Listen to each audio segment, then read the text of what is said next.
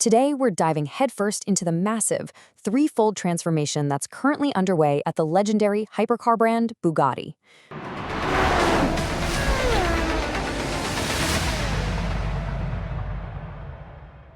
We are talking about a complete, top-to-bottom overhaul that touches everything, from the actual cars they build to the core engineering philosophy that drives them, all the way up to a pretty shocking shift in who actually owns the company. So, Part 1, the ultimate farewell, celebrating the final Chiron. Okay, before we look at where Bugatti's headed, we've got to look back at the magnificent era they are closing out. 500. That number is everything. It represents the absolute capped exclusivity of the Chiron. Since 2016, when this beast shattered records as the very first production car to break that absurd 300-mile-per-hour barrier, Bugatti promised only 500 would ever exist. And well, the final hand-assembled unit has officially rolled out of Molsheim, fittingly named L'Ultime. The design of this final car, L'Ultime, is just completely mesmerizing.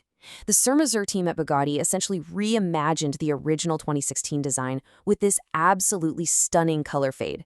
It transitions seamlessly from Atlantic blue at the rear all the way to French racing blue at the front. But the really incredible part is the bodywork. It's covered in these handwritten tributes to the exact places that built the Chiron's 300-mile-per-hour legend over the last 8 years. We're talking Geneva, Chantilly, the Paul Ricard circuit, the Air Halcyon testing track. They even went ahead and engraved 500 directly onto the cover of that monstrous W16 powertrain. It's a literal piece of history rolling down the road. Bugatti's president, Christophe Piauchon, actually hit the nail on the head here. He called this 500th and final model a fitting farewell that captures their defining legacy while deliberately paving the way to a bright new chapter. It's definitely a bittersweet moment for automotive enthusiasts everywhere, but man, it sets the stage for something incredibly ambitious. Which naturally leads us to a massive question. I mean, really, how do you follow up a 300-mile-per-hour legend? When you've already built the ultimate, uncompromising expression of speed, how on earth do you top it? That takes us to Part 2, engineering the Tourbillon, a radically new architecture. Answer the Tourbillon, championed by Bugatti's visionary CEO, Mate Rimac. And wow, the engineering leap between these two eras is just off the charts. For years, we all knew Bugatti for that traditional, flat W16 layout with the transmission sitting right in front of it. But Rimac, he completely threw out the playbook. The new V16 hybrid setup totally flips the script. The transmission now sits behind a uniquely tilted V16 engine. And get this, the front axle has absolutely no physical connection to the engine at all. This wasn't just change for the sake of change, right?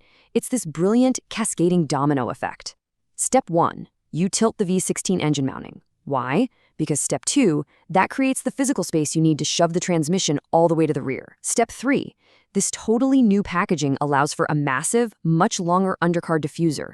And finally, Step 4, that diffuser generates so much immense aerodynamic downforce that the Tourbillon doesn't even need an obnoxious fixed rear wing to stay glued to the asphalt. It is quite literally rocket science level elegance. But wait, there's more. Part 3, the end of VW's era. Porsche steps away. Because behind all this breathtaking engineering, there is a massive and, frankly, surprising shift happening right now in the boardroom. Let's look at the modern corporate history here. The Volkswagen Group acquired Bugatti back in 1998. Fast forward to 2021, they formed the Bugatti Rimac joint venture, with Porsche holding a 45% stake. But in 2026, everything changes. Porsche is officially selling its full stakes to a new consortium, which effectively ends the Volkswagen Group's nearly 3-decade safety net and involvement with the brand. So why the sudden exit? Well, after a challenging financial year with dropping operating profits, Porsche is demanding clarity. They're doubling down on what they do best, their core business of high-margin sports cars and scalable product lines. Ultra-low-volume, million-euro electrified hypercars, they just present really shifting demand dynamics right now. For Porsche, this joint venture simply no longer fits their long-term commercial roadmap, so they're stepping away. Which brings us to Part 4, a new financial reality. Mate Rimac takes control.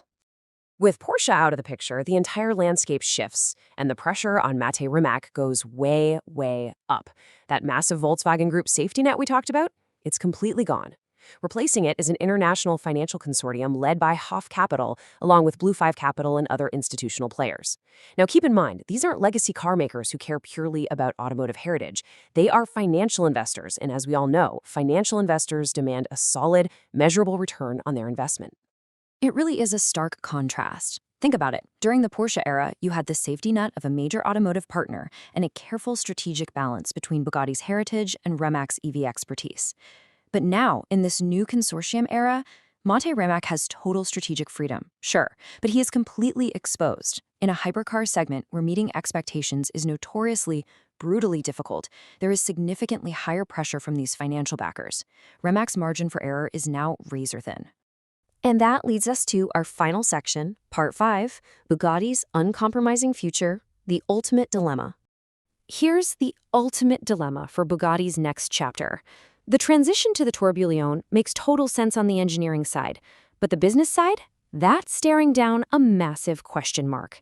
Historically, Bugatti has been known for its beautifully irrational engineering excellence, building things simply to prove that they can be done. But moving forward, will these new institutional investors force the brand to evolve into something much more commercially structured, all for the sake of profit margins?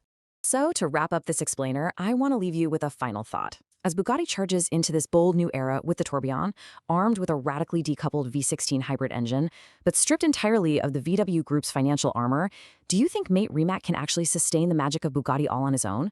It's a high-stakes gamble, for sure, and the Tourbillon is going to be the very first real test of whether this new corporate structure actually works. Thank you so much for joining me on this explainer, and definitely keep your eyes on the road ahead.